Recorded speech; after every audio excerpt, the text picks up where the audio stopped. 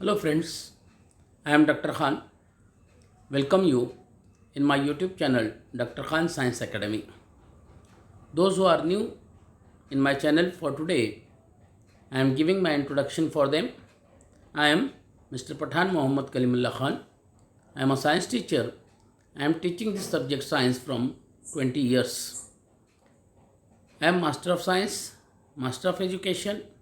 I have done my research work in science and I am teaching this subject at the level of 10th standard, 9th standard in CBSE syllabus, as well as I am teaching my subject biology at the level of 11th and 12th, as well as at the graduation level. Today I am starting with the new chapter, which is one part of our science subject, that is chemistry. It is the most important part of the science. The lesson name is Chemical Reactions and Equations. Actually, in 10th standard CBSE book, it is first lesson, and in State Board, Maharashtra State Board syllabus also, this lesson is there. And one most important thing about this lesson is that this lesson is the most basic lesson for the paper Organic Chemistry in 11th and 12th standard. So it is one of the basic chapter of the Organic Chemistry. तो बच्चों, आपको यहाँ पर ये बताना बहुत ज़रूरी है कि ये जो चैप्टर है केमिकल रिएक्शंस एंड इक्वेशन, ये केमिस्ट्री का पहला चैप्टर है CBSE 10th स्टैंडर्ड में, लेकिन ये चैप्टर 11th 12th और फ्यूचर आपके ऑर्गेनिक केमिस्ट्री का बेस है. जब आप हायर स्टडीज़ में जाएंगे 11th 12th में, आपको केमिस्ट्री के 3 पेपर मिलेंगे, organic chemistry, physical chemistry and inorganic chemistry. तो ये चैप्टर ऑर्गेनिक केमिस्ट्री का बहुत ही इम्पोर्टेंट और बेसिक चैप्टर है. जो भी कंसेप्ट आज हम यहाँ पर पढ़ने वाले हैं, ये सारे ऑर्गेनिक केमिस्ट्री के बेस है. तो यू शुड बी केयरफुल. आप सबको बहुत ज़्यादा केयरफुल होना चाहिए. तो लेसन का नाम है केमिकल रिएक्शंस एंड इक्वेशन. सबसे पहले हम केमिकल रिएक्शन ये कंसेप्ट को समझने की कोशिश करेंगे, उससे रिलेटेड जो बाकी के अदर कंसेप्ट्स है वो समझने की कोशिश करेंगे, और उसके बाद हम देखेंगे what are chemical equations. Chemical equations का कंसेप्ट क्या है. So let us start with one of the most important and wonderful chapter, chemical reactions and equation. Okay, तो जिसको केमिस्ट्री बहुत पसंद है उनको इस चैप्टर में बहुत ज़्यादा मज़ा आएगा. जिसको केमिस्ट्री हार्ड लगती है, डिफ़िकल्ट लगती है, उनको भी आज इस वीडियो लेक्चर में बहुत सारा मज़ा आएगा और आसानी से ये सारे कंसेप्ट समझ में आ जाएंगे. सो let us start with this point. Now chemical reaction, हमारा पहला जो कंसेप्ट हमको यहाँ समझना है वह है chemical reactions. A chemical reaction is a process that lead to the transformation of one set of chemical substances to another. So chemical reaction ये ऐसा प्रोसेस है जिसमें एक केमिकल सब्सटेंसेस का सेट दूसरे केमिकल सब्सटेंसेस के सेट में convert होता है. There is one set of chemical substance we have, and due to this process it is converted into another set of chemical substances. यानी हमारे पास केमिकल सब्सटेंसेस का एक सेट है, ये प्रोसेस होने के बाद वो दूसरे सेट में कन्वर्ट हो जाता है. That is called as the chemical reaction. Now classically we can say chemical reactions encompass changes that only involve the position of electron in the forming and breaking of a chemical bond between atom with no change to the nuclei and can often be described by a chemical equation. तो chemical change ये ऐसा change होता है जिसमें जो reactant substance होते हैं हमारे, उसके केमिकल बॉन्ड ब्रेक होते हैं और न्यू केमिकल बॉन्ड फॉर्म होते हैं.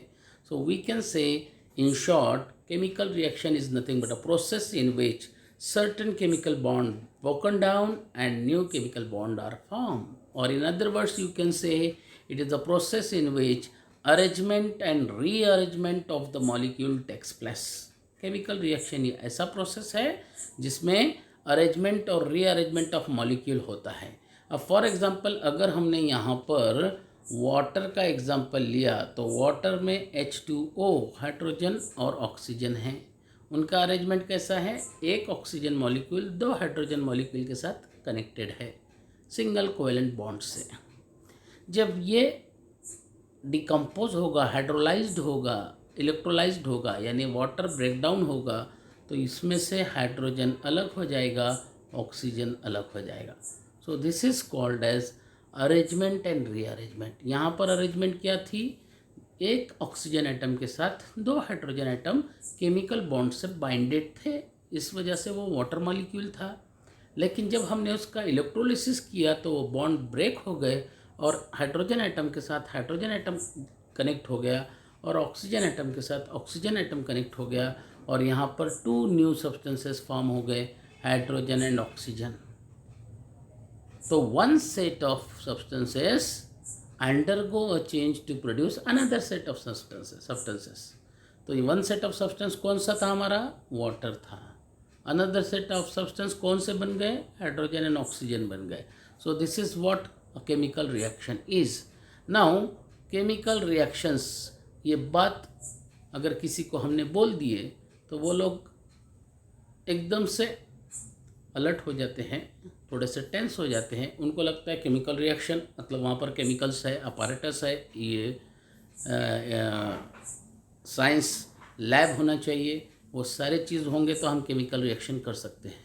But actually it is not completely true, because so many chemical reactions are taking place in our surrounding daily, regularly, in our home, in our body, in our surrounding. Many chemical reactions are taking place. Now here one example is given from day-to-day life, that is cooking. So when you are cooking a food, in that many chemical reactions are involved. Many chemical reactions takes place in cooking of food.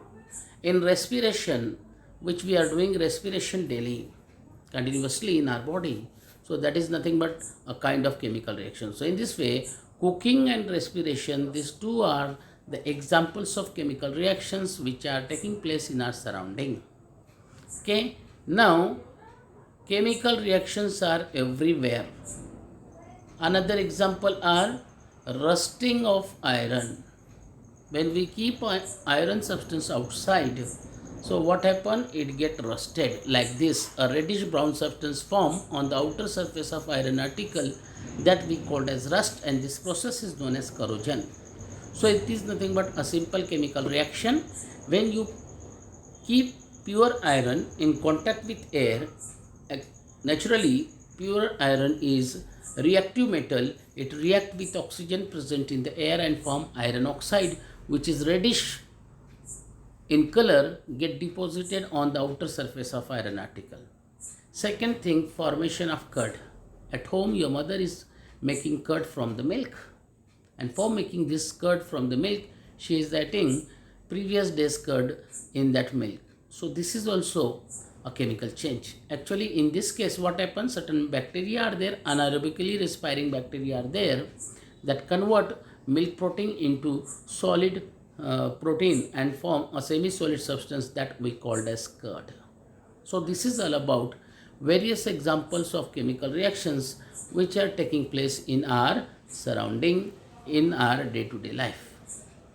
Now when you come to know that the chemical reaction taking place, how you will come to know that chemical reaction is taking place? हमको कैसा पता चलेगा कि chemical reaction हो रही है? तो here are some indications of chemical reaction. ये क्या है? केमिकल रिएक्शन से कुछ इंडिकेशंस है, यानी ये देखने के बाद हमको पता चलता है कि केमिकल रिएक्शन हो रही है. For example change in colour.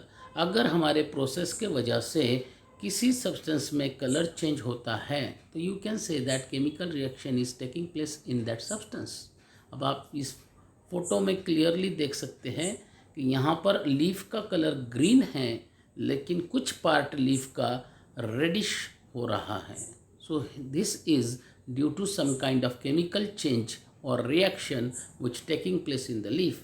तो इसका मतलब क्या हुआ कि ये लीफ के अंदर कुछ केमिकल रिएक्शन हो रही है, जिसके वजह से ये ग्रीन कलर का लीफ रेडिश कलर में कन्वर्ट हो रहा है. Second thing here the burning of coal. Now in this अंगेटी coal is getting burned and heat is produced. So this is also one of the indication of chemical reaction. Evaluation of gas, evaluation of heat. तो यहाँ पर क्या हो रहा है, ये leaf का कलर चेंज हो रहा है. तो ये है केमिकल रिएक्शन का इंडिकेशन, यानी कलर चेंज हो रहा. ये देखकर हम बता सकते हैं कि ये लीफ में कोई ना कोई केमिकल रिएक्शन हो रही है.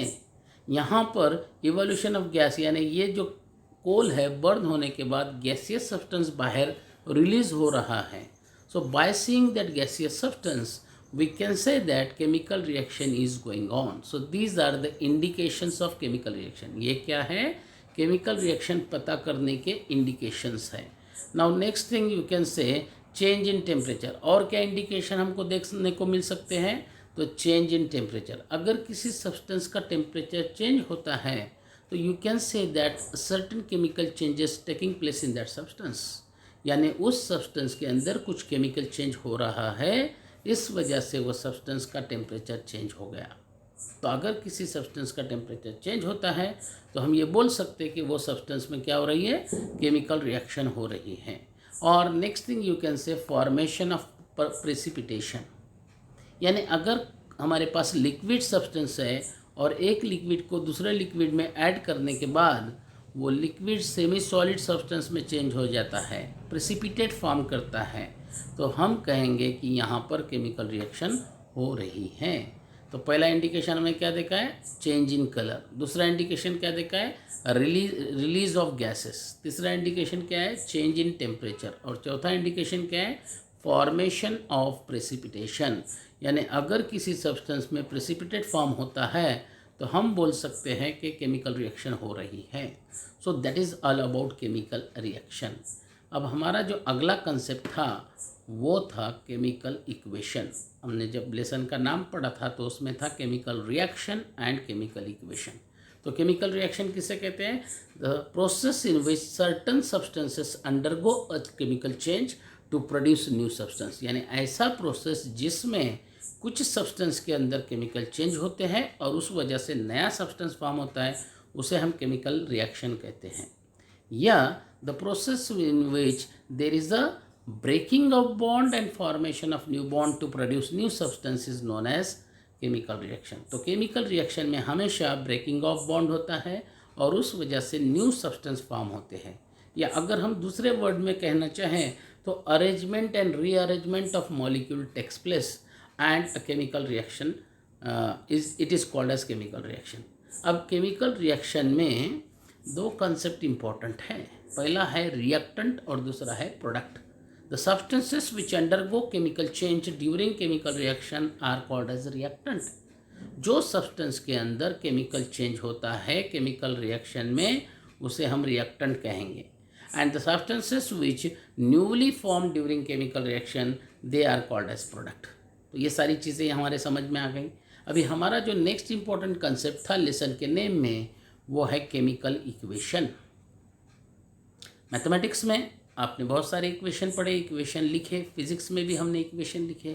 अब यहाँ पर ये केमिस्ट्री का इक्वेशन है. तो इक्वेशन का मतलब आपको मालूम है कि हर इक्वेशन में left hand side right hand side होती है और जो भी लेफ्ट हैंड साइड में होता है वो राइट हैंड साइड के इक्वल होता है. That we called as equation. तो जिस तरह से मैथ्स का इक्वेशन होता है, फिजिक्स में इक्वेशन होता है, उसी तरह से यहाँ पे केमिकल इक्वेशन है. What is a chemical equation? It is the symbolic representation of chemical reaction in the form of symbol and फार्मूले. यानी किसी भी केमिकल रिएक्शन को जब हम सिंबॉलिक रिप्रेजेंट करते हैं तो उसे कहेंगे chemical equation. If you are representing any chemical reaction by using symbol is known as and symbol and formula is known as chemical equation. किसी भी केमिकल रिएक्शन को जब आप सिंबल और फॉर्मूले का यूज़ करके रिप्रेजेंट करते हैं उसे हम कहेंगे केमिकल इक्वेशन. अब यहाँ पे क्वेश्चन ये आ जाता है कि ये सिंबल क्या है और ये फार्मूली क्या है. What are symbols and what are formulae? Symbols are also called as chemical symbols. So what are symbol? Symbols are nothing but an abbreviation or a short form of the full name of element is known as symbol. तो किसी भी element का जो full name है उसका short form लिखने का जो मेथड है उसे हम कहते हैं सिंबल। जैसा कि यहाँ पर मैग्नीशियम, ये मैग्नीशियम एलिमेंट का पूरा नाम है, फुल नेम है, इसका शॉर्ट फॉर्म हो जाता है Mg। तो Mg क्या हो गया? मैग्नीशियम का सिंबल हो गया। उसी तरह से यहाँ पर दूसरा एलिमेंट है ऑक्सीजन, इसका फुल नेम है ऑक्सीजन, OXYGEN। इसको अगर हमको शॉर्ट में लिखना है तो हम इसको लिख देंगे O2, ये O लिख देंगे। तो ये हो गया सिंबल ऑफ ऑक्सीजन। अब दूसरा जो कंसेप्ट है वह फार्मूली। तो फार्मूले का मतलब क्या है कि जब आप किसी मॉलिक्यूल को सिंबल का यूज़ करके रिप्रेजेंट करते हैं, दैट इज़ कॉल्ड एज फार्मूली और केमिकल फार्मूली। अब यहाँ पर मैग्नीशियम है, मैग्नीशियम का सिंबल Mg है और उसके एक मॉलिक्यूल में एक ही मैग्नीशियम एटम होता है, ये मोनो एटॉमिक मॉलिक्यूल है, इसलिए इसका मॉलिक्यूलर फार्मूला भी Mg होगा। लेकिन ऑक्सीजन का सिंबल O है और ऑक्सीजन के एक मॉलिक्यूल में 2 ऑक्सीजन एटम होते हैं, इसलिए उसका मॉलिक्यूलर फार्मूला हो जाएगा O2। तो यहाँ पर केमिकल इक्वेशन आपको अगर लिखना है तो आपको सिंबल एंड मॉलिक्यूलर फार्मूले की पूरी जानकारी होना ज़रूरी है। तो इसके लिए मैं आपको एक छोटी सी हिंट दूंगा, एक इंस्ट्रक्शन दूंगा। जो मेरी ये इंस्ट्रक्शन फॉलो करेंगे उनके लिए ये चैप्टर और आने वाले ईयर्स में पूरा ऑर्गेनिक केमिस्ट्री बहुत ही ईजी जाएगा। क्या करना है आपको? 8th स्टैंडर्ड, 9th स्टैंडर्ड और 10th स्टैंडर्ड के बुक्स में जितने भी ऐसे सिंबल और फार्मूले हैं वो सारे लिख कर निकालना है, कॉलम बनाकर। First serial number 1, column 1 name of the element oblique compound, column number 2 symbol, column number 3 chemical formula. Name लिखते टाइम आप 2 कॉलम और कर सकते हैं, common name and chemical name, इस तरह से भी बना सकते हैं।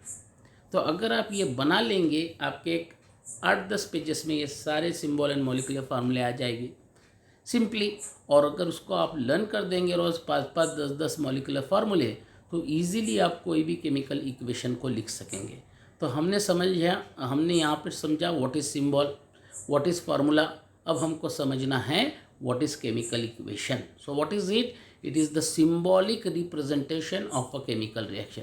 यानी जिस तरह से हमने ये मैग्नीशियम एलिमेंट का जो फुल नेम है उसको शॉर्ट में Mg लिखा, जिस तरह से हमने ऑक्सीजन को O लिखा, जिस तरह से हमने ऑक्सीजन मॉलिक्यूल को O2 लिखा, उसी तरह से हम ये पूरी की पूरी इक्वेशन को सिंबल और फार्मूले का यूज़ करके शॉर्ट में रिप्रेजेंट कर सकते हैं। And that representation of any chemical reaction by using symbol and molecular formula of their reactant and product is known as chemical equation. तो अब आपके सामने एक केमिकल इक्वेशन है, मैग्नीशियम की रिएक्शन ऑक्सीजन के साथ हो रही है, मैग्नीशियम ऑक्साइड तैयार हो रहा है।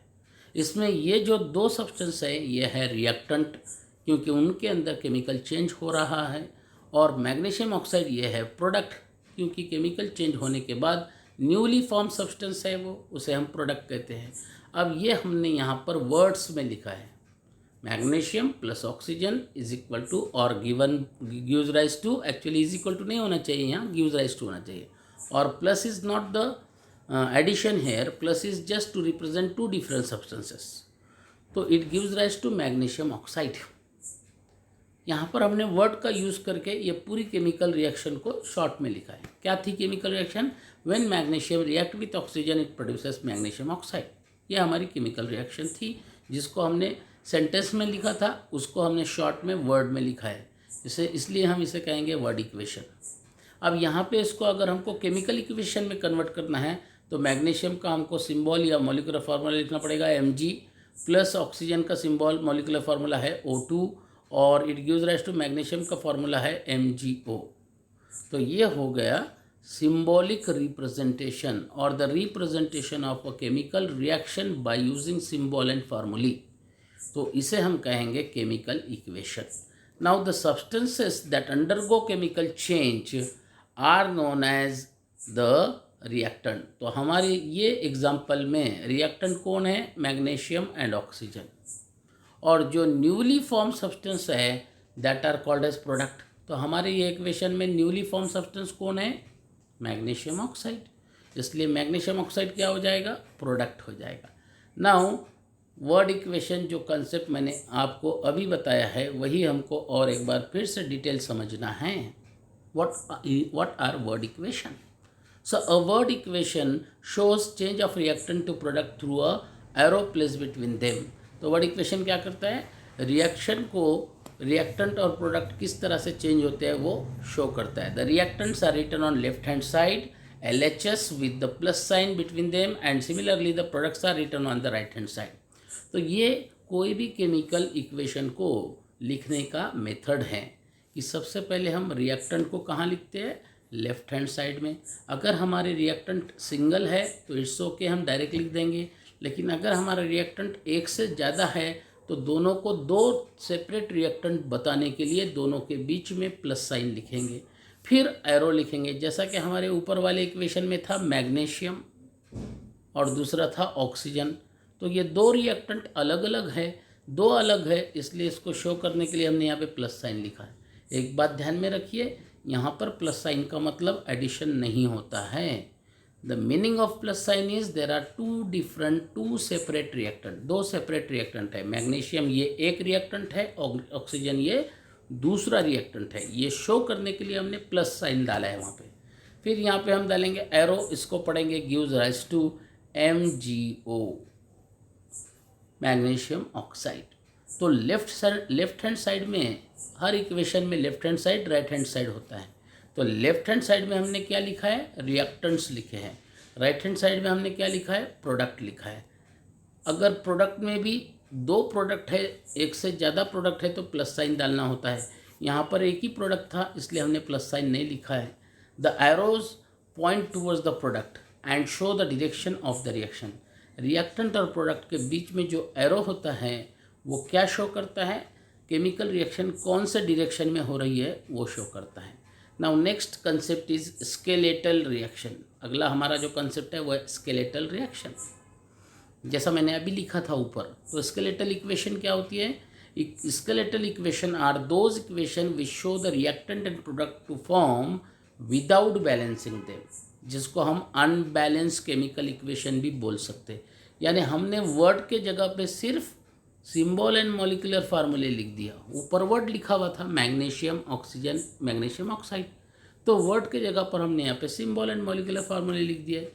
इसको हम कहेंगे, लेकिन हमने इसको क्या किया? बैलेंस नहीं किया, सिर्फ लिख दिया मैग्नीशियम का Mg, ऑक्सीजन का O2, मैग्नीशियम ऑक्साइड का MgO।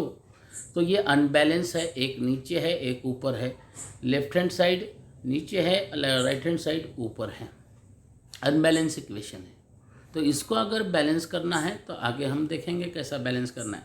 तो जब हम किसी भी केमिकल इक्वेशन को सिर्फ उसके सिंबल और मॉलिक्यूलर फार्मूले लिखकर बता देते हैं उसे हम कहते हैं स्केलेटल इक्वेशन या अनबैलेंस इक्वेशन। अनबैलेंस क्यों कहा गया है?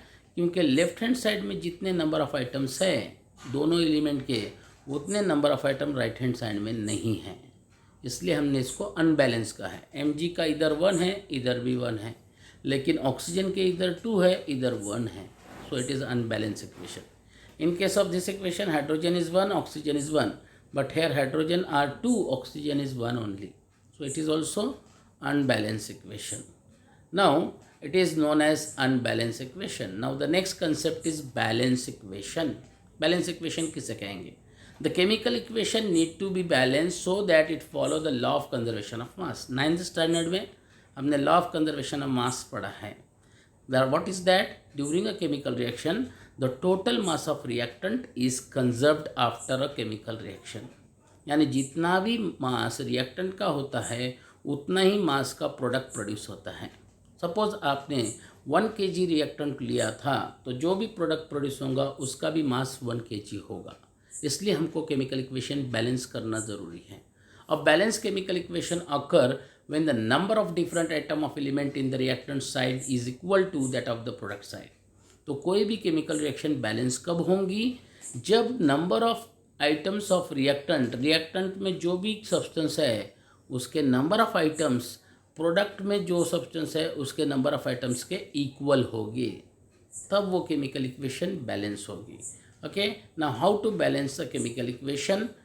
This is very simple.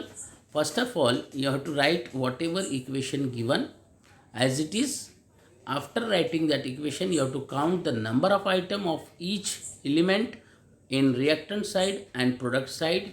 If it is not equal, you can write the coefficient in front of that and you can make it equal. Now this is the reaction between methane CH4 and oxygen O2 producing carbon dioxide and water. आपके सामने यहाँ पर screen पर जो equation है, ये कौन सी equation है? मीथेन की रिएक्शन है ऑक्सीजन के साथ. तो इसमें पहला रिएक्टेंट है मीथेन, दूसरा रिएक्टेंट है ऑक्सीजन, पहला प्रोडक्ट है कार्बन डाइऑक्साइड, दूसरा प्रोडक्ट है वाटर. और रिएक्टेंट साइड में कौन कौन से एलिमेंट है पहले हम वो यहाँ पर लिखेंगे. पहला है कार्बन, दूसरा हाइड्रोजन, तीसरा oxygen. C means carbon, H means hydrogen, O means oxygen. Product side में भी CHO वही 3 एलिमेंट है, लेकिन क्या है, उनका अरेंजमेंट चेंज हो गया, इसलिए न्यू सब्सटेंस फॉर्म हो गए. प्रोडक्ट रिएक्टेंट साइड में CH4 था, कार्बन के साथ हाइड्रोजन कंबाइन था और वो ऑक्सीजन मॉलिक्यूल सेपरेट था. लेकिन प्रोडक्ट में क्या हो गया, कार्बन के साथ ऑक्सीजन कंबाइन हो गया और H और O के साथ कंबाइन हो गया, वाटर फॉर्म हो गया. तो अब रिएक्टेंट साइड में कार्बन का number of atom 1, hydrogen 4, oxygen 2. Product side में कार्बन 1, हाइड्रोजन 2, ऑक्सीजन 3. यानी ये इक्वेशन बैलेंस नहीं है, अनबैलेंस है. अब इसको बैलेंस करने के लिए तुमको क्या करना पड़ेगा? तो you can't change this number. कभी भी हमको ये नंबर चेंज नहीं करना चाहिए, वो जैसा है वैसा ही लिखना चाहिए. वो अगर आप चेंज कर देंगे तो आपका फार्मूला चेंज हो जाएगा, पूरी रिएक्शन गड़बड़ हो जाएगी. You can't change formula. तो आप उसको बैलेंस करने के लिए कोएफिशिएंट में नंबर लिख सकते हैं. The reaction shows in the combustion reaction, a compound react with oxygen and produces carbon dioxide and water. The technique is to balance carbon atom first, then the hydrogen atom and then the oxygen atom. तो सबसे पहले हम carbon atom balance करेंगे, फिर hydrogen atom, फिर oxygen atom. अब यहाँ पर कार्बन एटम ऑलरेडी बैलेंस है. देखो इसमें एक कार्बन है रिएक्टेंट साइड में और प्रोडक्ट साइड में भी एक है, यानी कार्बन एटम ऑलरेडी 1-1 बैलेंस है. फिर हमको हाइड्रोजन एटम बैलेंस करना पड़ेगा. So now we look at the hydrogen atom. There are 4 hydrogen atom on the reactant side and 2 hydrogen atom on the product side. तो अब कार्बन बैलेंस है तो हम हाइड्रोजन की तरफ देखेंगे. तो यहाँ पर H के 4 है और यहाँ पर H 2 4 है. तो हाइड्रोजन एटम भी ऑलरेडी बैलेंस है 4-4. फिर हमको क्या देखना है? Oxygen atom. In reactant side oxygen are 2 but here oxygen is 2. तो हमने क्या किया, हाइड्रोजन एटम यहाँ पर बैलेंस नहीं थे, इधर 4 थे इधर 2 थे. तो उसको बैलेंस करने के लिए हमने यहाँ पर कोएफिशिएंट में 2 लिख दिया. तो ये 2 4 हो गए. अब जब यहाँ पर 2 लिख दिया तो ऑक्सीजन एटम 2 हो गए और इस वजह से ये ऑक्सीजन एटम ऑलरेडी बैलेंस हो गए. So in this way you can balance. तो कभी भी बैलेंसिंग करने के लिए जो नंबर हमको लिखना होता है वो कोएफिशिएंट में लिखना होता है. हम ये नंबर चेंज नहीं कर सकते. और जो नंबर कोएफिशिएंट में होता है वो दोनों भी एलिमेंट के लिए अप्लीकेबल है, hydrogen and oxygen. So in this way this is all about the hydrogen atom are now balanced due to coefficient 2 in front of H2O and there are a total of 4 oxygen atom on the product side. To balance the oxygen atom on the both side we put a coefficient 2 in front of O2. तो यहाँ पर 2 लिखने के वजह से क्या हो गया था, यहाँ पर हमने 2 लिखा था किस लिए? हाइड्रोजन एटम को बैलेंस करने के लिए. तो हाइड्रोजन तो बैलेंस हो गए, 2 4 इधर 4 इधर. लेकिन क्या हुआ, ऑक्सीजन एटम 2 और ये ऑक्सीजन एटम 2 4 हो गए. तो यहाँ पर तो ऑक्सीजन एटम 2 ही है, तो उसको बैलेंस करने के लिए हमने O2 के कोएफिशिएंट में 2 लिखा है. तो अब सारे एटम्स इक्वल हो गए. Carbon 1, hydrogen 4, oxygen 4. That means this equation is now balance equation. So in this way we can balance any chemical equation. Now writing a symbol of a physical state. सिर्फ balance करना ज़रूरी नहीं होता है, तो वो केमिकल इक्वेशन में जो फिजिकल स्टेट है वो भी हमको बताने होते हैं. The physical state of the reactant and product are maintain along with their chemical formulae. यानी हम जब केमिकल फार्मूला लिखते हैं तो साइड में ब्रैकेट में हमको बताना होता है कि वो सब्सटेंस कौन से फिजिकल स्टेट में हमको यूज़ करना है या कौन से फिजिकल स्टेट में वो सब्सटेंस प्रोड्यूस होगा. गैसियस होगा, लिक्विड होगा या फिर सॉलिड होगा। Okay, so gaseous you can represent by writing small g in the bracket, liquid you can represent by writing small l in the bracket, and aqueous solution you can represent by writing aq in the bracket, and if it is solid you can represent by writing s in the bracket respectively. Sometimes the reaction condition such as temperature, pressure, catalyst etc are to be mentioned. तो कभी कभी हमको ये भी बताना होता है कि वो रिएक्शन कौन से कंडीशन में होंगी, उसमें कितना टेम्परेचर तक हीट करना चाहिए, प्रेशर कितना होना चाहिए, कैटलिस्ट प्रेजेंट होना चाहिए या नहीं होना चाहिए. So that condition we have to show on the arrow. अब यहाँ पर आप एग्जांपल में क्लियरली देख सकते हैं कि ये है C2H4 इथिलीन. ये गैसियस स्टेट में हमको लेना है, G means gas plus H2 ये भी हमको गैसियस स्टेट में लेना है. जब ये दोनों की रिएक्शन होंगी, इथिलीन और हाइड्रोजन जो गैसियस स्टेट में हैं, तो रिएक्शन कब होंगी? निकेल यहाँ पर कैटलिस्ट है, 250 डिग्री सेल्सियस से 300 डिग्री सेल्सियस टेम्परेचर होना चाहिए, तो रिएक्शन होंगी और रिएक्शन होने के बाद C2H6 गैस इथेन प्रोड्यूस होगा. दूसरा एग्जांपल हम नीचे देखते हैं. नाइट्रोजन गैस है, ऑक्सीजन भी गैस है, तो N2 उसका फार्मूला, उसके आगे हमने G लिखा है. O2 ऑक्सीजन का फार्मूला, उसके आगे हमने G लिखा है. अब ये कंडीशन क्या है? एट अबाउट 300 डिग्री सेल्सियस, यानी ये दोनों को ऐड करने के बाद हमको 300 डिग्री सेल्सियस तक उनको हीट करना पड़ेगा, तो नाइट्रोजन ऑक्साइड गैस प्रोड्यूस होंगी और nitric oxide. Next one is carbon dioxide gas react with water liquid. It is, ये गैस है, ये लिक्विड है. कहाँ पर हो रहा है? क्लोरोफिल और सनलाइट के प्रेजेंस में. क्या प्रोड्यूस हो रहा है? Glucose C6H12O6. कौन से फॉर्म में? सॉलिड. और O2 गैस के फॉर्म में. कौन सी इक्वेशन है ये? फोटोसिंथेसिस की इक्वेशन है, जो ऑलरेडी हमने न्यूट्रिशन इन प्लांट्स में पढ़ा है. और लास्ट एग्जांपल है NH4NO3 सॉलिड अमोनियम नाइट्रेट. कौन से कंडीशन में रिएक्शन होंगी? 170 degree Celsius to 240 degree Celsius, ये रेंज में हमको उसको हीट करना पड़ेगा. What it will produce? Nitrous oxide N2O gas and water 2H2O liquid. So this is all about chemical concept of chemical reaction, different concept related with chemical reaction, chemical equation से related concept, और how to, what is word equation, what is skeletal equation, what is unbalance equation, what is balance equation and how to balance equation. इतनी सारी चीज़ें हमने आज के ये एक वीडियो लेक्चर में पढ़ ली हैं. आगे का पढ़ाई करने के लिए हम नेक्स्ट वीडियो लेक्चर में देखेंगे कि